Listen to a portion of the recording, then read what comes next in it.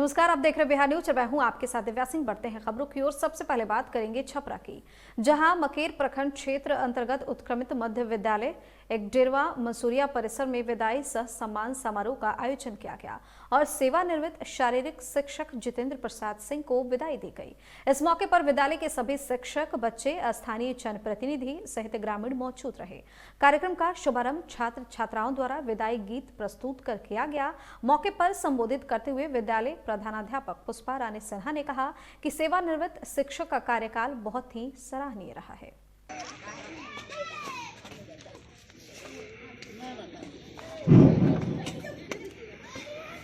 हम लोग तालियों से साथ देते रहेंगे साथ है। और इनके विषय में क्या कहूं, सेवानिवृत्ति होना तो एक अनिवार्य अंग है इस सेवा का, है ना।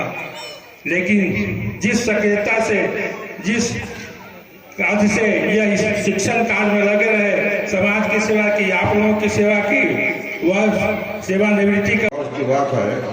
इकट्ठा हुए एक साथ आ गए लोग, प्रेम से भी हुए और जो भी अवसर दिया गया समाप्त करता है। गया में 15 से 18 वर्ष के 2,23,589 बच्चों को टीका देने का लक्ष्य रखा गया। वहीं शहर के जिला स्कूल से जिलाधिकारी अभिषेक सिंह द्वारा फीता काटकर इस लक्ष्य की शुरुआत की गई। जिले के सभी केंद्रों पर 15 से 18 वर्ष के बच्चों की भीड़ देखने को मिली। कोविड टीका को लेकर बच्चों में भी खासा उत्साह देखने को मिला। वहीं टीका लगा रहे बच्चों ने बताया कि तीसरी लहर ओमिक्रॉन से लड़ने के लिए सरकार का यह पहल काफी सराहनीय है। समय से पूर्व टीका लेकर हम युवा पीढ़ी भी सुरक्षित रह सकते हैं। एक बार हुआ था क्या कि 7 बजे हमको सर बुला लिया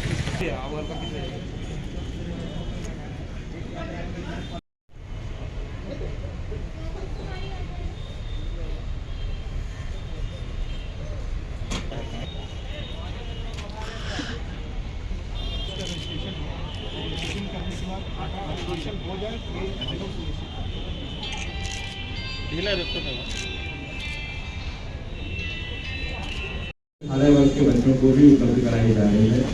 ये एक ऐतिहासिक क्षण है और यद्यपि अलग अलग वेरिएंट के नाम पर हम लोग समय समय पर इसको एक्सपोज हो रहे हैं, लेकिन अभी तक 18 वर्ष के नीचे के बच्चों का कोई टीकाकरण की व्यवस्था देने में भी हो रहा है। हमारे भारतवर्ष में भी इसको भी हम लोग आगे लेके जा पाएंगे। मेरा सभी बच्चों से अनुरोध ये है कि आप अपने नियरेस्ट जो बात हुई है बच्चों के लिए, तो क्या लगता है ये हमारे लिए फ्रूटफुल होगा, हमारे यूथ के लिए बहुत अच्छा होगा और हमें लगता है सबको लगवाना चाहिए। क्या मैसेज देना चाहेंगे? हम सबको यही बोलना चाहेंगे कि आप घबराइए नहीं, जाइए और टीकाकरण करवाइए, बहुत ज़रूरी है हम लोग के लिए। 15 से 18 वर्ष के बच्चों का टीकाकरण शुरू किया गया है और उसमें आज गया में विभिन्न लोकेशंस पे ये किया जा रहा है। आज जिला स्कूल में इसको सांकेतिक रूप से हम लोगों ने उसका शुरुआत किया है, जिसमें कई स्कूल के बच्चों ने सुबह प्रभात फेरी के माध्यम से भी यहाँ पे आए हैं और सभी का वैक्सीनेशन किया जा रहा है। मेरा सभी स्कूल्स के जो शिक्षक हैं और सभी बच्चों से अनुरोध होगा कि अगर आप 15 से 18 वर्ष के बीच में हैं तो ये कोवैक्सीन का डोज ज़रूर लें और ससमय दूसरा डोज भी ज़रूर लें। ये प्रभावी वैक्सीन है, हर वेरिएंट के लिए प्रभावी है और अब चूँकि हमारे लिए उपलब्ध है 15 से 18 वर्ष के ग्रुप में, तो इसको हम लोग जरूर लेके अपने आप को सुरक्षित करें। साथ ही मैं गया वासियों से अनुरोध करूंगा पुनः कि अगर आपने पहला डोज लिया है वैक्सीन का तो दूसरा डोज भी जरूर ले लें, क्योंकि जब तक आप दूसरा डोज नहीं लेंगे ये प्रभावी नहीं रहेगा। हम लोगों ने देखा है कि अभी जो रिसेंट कुछ केसेस जो मिल रहे हैं उसमें जिन लोगों ने भी 2 डोज लिया है वो पूर्ण रूप से सुरक्षित है। किसी को भी हॉस्पिटलाइजेशन की आवश्यकता नहीं हुई है, किसी को भी कोई कॉम्प्लिकेशन नहीं हुआ है, ऑक्सीजन का कोई समस्या किसी को नहीं पाया गया है, कोई विशेष कठिनाई भी जो पहले ब्रेथलेसनेस से बाकी चीज़ होती थी वो भी नहीं हुआ है अगर सब लोगों ने 2 डोज वैक्सीनेशन का लिया है। बात नालंदा की कर लेते हैं, जहां स्वास्थ्य विभाग की लापरवाही का नतीजा 2 किशोर भाइयों को भुगतना पड़ सकता है। जहां पूरे देश में किशोर और किशोरियों को कोरोना से बचाव के लिए कोवैक्सीन का टीकाकरण हो रहा है, वहीं नालंदा में 2 किशोर भाइयों को कोवैक्सीन की जगह कोविशील्ड का टीका लगा दिया गया है। किशोर पीयूष रंजन और आर्यन किरण है। दोनों बिहार शरीफ के प्रोफेसर कॉलोनी के रहने वाले बताए जा रहे हैं। बता दें कि इस बारे में ऑपरेटर का कहना है कि कोविशील्ड लेने से कोई परेशानी नहीं होगी। वहीं किशोर के पिता ने बताया कि स्वास्थ्य विभाग की घोर लापरवाही बरती गई है। इस मामले में जब वह सीएस कार्यालय गए तो उन्हें 1.5 घंटे की ऑब्जर्वेशन में रखा गया और यह कहकर भेज दिया गया कि अगर कोई परेशानी होगी तो उनके घर मेडिकल टीम को भेज दिया जाएगा।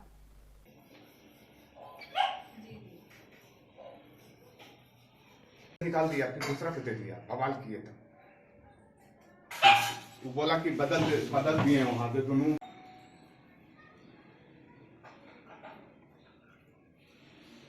आज मेरा पहला डोज था, हम वहाँ पे गए टीका लेने के लिए। तो मेरा अभी 16 साल उम्र हुआ है, तो उसके अनुसार हम गए वहाँ पे लेने के लिए। तो वो जो दे रहे थे उनसे हम पूछे कि क्या है, तो बोले कोवैक्सीन है।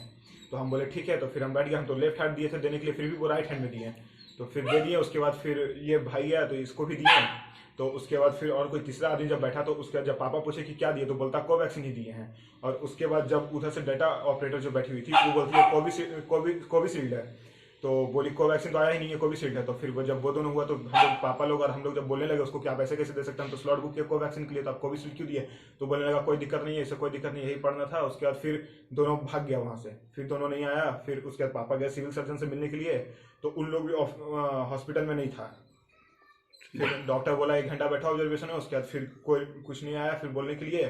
फिर हम लोग खुद लेट हो रहा था तो घर आ गए। फिर तो आप लोग स्कूल नहीं गए, सदर अस्पताल गए थे? हाँ, सदर IMA हॉल गए थे इंजेक्शन लेने के लिए। अच्छा, क्या नाम है आपका? पीयूष रंजन।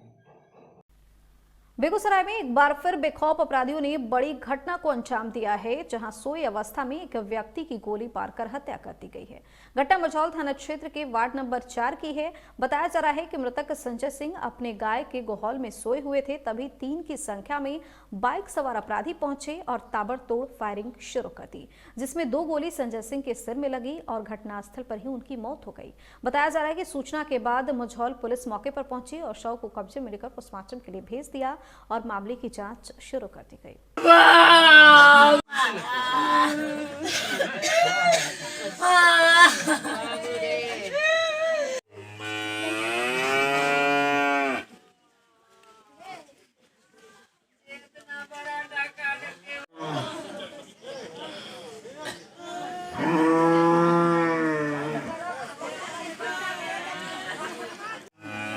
बारह 1 बजे के बीच में 3 आदमी आया था और जो है सो 2 आदमी सोया हुआ था घर में घुस कर जो है सो घटना करके चला गया निकल कर। पुलिस को हम रास्ते से जा रहे थे तो बोले थे सर चलिए ना, तो बोले रुका था 10 कदम आगे बढ़कर चौक पर। तब वो हमारे साथ आया और 3-4 आदमी भी आया। तब वहाँ पर सब आदमी देखा। हाँ, जाँच कर रही है, बारे में जानकारी नहीं है। बेगूसराय में शीशम के पेड़ से लटकाए एक अज्ञात युवक का शव पुलिस ने बरामद किया है। घटना बीरपुर थाना क्षेत्र के जगदर गांव के नदी किनारे की बताई जा रही है, जहां शीशम के पेड़ पर जमीन से 5 फीट ऊपर एक युवक का पेड़ से लटका हुआ शव मिला। घटना की सूचना पर सैकड़ों की संख्या में ग्रामीण मौके पर पहुंचे। वहीं सूचना के बाद पुलिस मौके पर पहुंची और शव को कब्जे में लेकर पोस्टमार्टम के लिए भेज दिया। फिलहाल पुलिस सभी बिंदुओं पर मामले की जाँच कर रही है।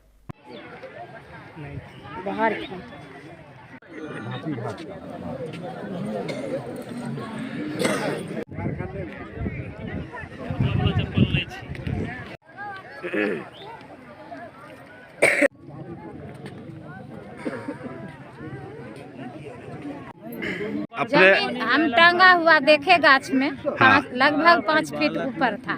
वही बेगूसराय में अलग अलग सड़क हादसे में जहां एक किसान की मौत हो गई, वहीं एक छात्रा की भी मौत हो गई। पहली घटना FCI OP के FCI ही है ना, वहीं बेगूसराय में अलग अलग सड़क हादसे में जहां एक किसान की मौत हो गई, वहीं एक छात्रा की भी मौत हो गई। पहली घटना एफसीआई यूपी के चांदनी चौक के निकट NH 31 की है, जहां चकिया थाना क्षेत्र के चकवली गांव के रहने वाले 55 वर्षीय किसान को तेज रफ्तार कार ने ठोकर मार दी, जिससे वह गंभीर रूप से घायल हो गए और इलाज के दौरान उनकी मौत हो गई। वहीं दूसरी घटना छौराही थाना क्षेत्र के दौलतपुर मालीपुर पथ की है, जहां राजोपुर गांव से साइकिल से स्कूल जा रही 9वीं क्लास की छात्रा सुनैना कुमारी को तेज रफ्तार ट्रक ने कुचल दिया। वहीं छात्रा सुनैना के इलाज के दौरान अस्पताल में मौत हो गई। फिलहाल पुलिस ने दोनों शव को कब्जे में ले लिया है और मामले की जांच शुरू कर दी है।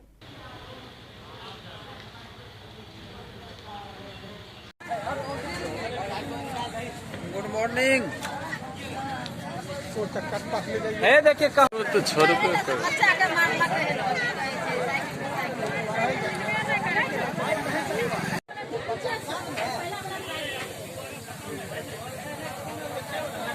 हुआ यही डेरा पर आ रहा था, सब्जी उब्जी थोड़ा सा किनने लगा, ऑटो पर से आया ऑटो पर से उतरना ही घड़ी में तो उसको एगो मारुति रहे हो एल्टो रहे, वह धक्का मारने चढ़ीने भाग गए। ड्राइवर भी यहाँ बैठ रह गया, हाँ ड्राइवर के भी गस्त आ गया था।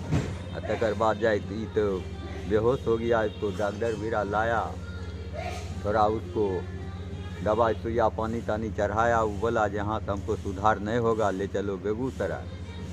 वहाँ करीब करीब 2 और 3 बजे से उठा के लेकर आया यहाँ बेगूसराय ऐसे उसको दम टूट। पिछले कुछ दिनों से नालंदा में पारा लुढ़कने के कारण जनजीवन अस्त व्यस्त हो गया है। सड़कों पर वही लोग नजर आ रहे हैं जिन्हें ऑफिस जाना हो या फिर कोई बहुत जरूरी काम हो। घने कोहरे का आलम यह है कि 10 बजे दिन में भी चालकों को अपनी गाड़ी का लाइट जलाकर चलना पड़ रहा है। वहीं भीषण ठंड के कारण सबसे ज्यादा परेशानी गरीब तबके के लोगों को हो रही है। मेहनत मजदूरी या फिर रिक्शा चलाने वालों को कोई काम नहीं मिल पा रहा। वहीं शहरवासी नगर निगम प्रशासन पर अलाव की व्यवस्था नहीं किए जाने से खासा नाराज है।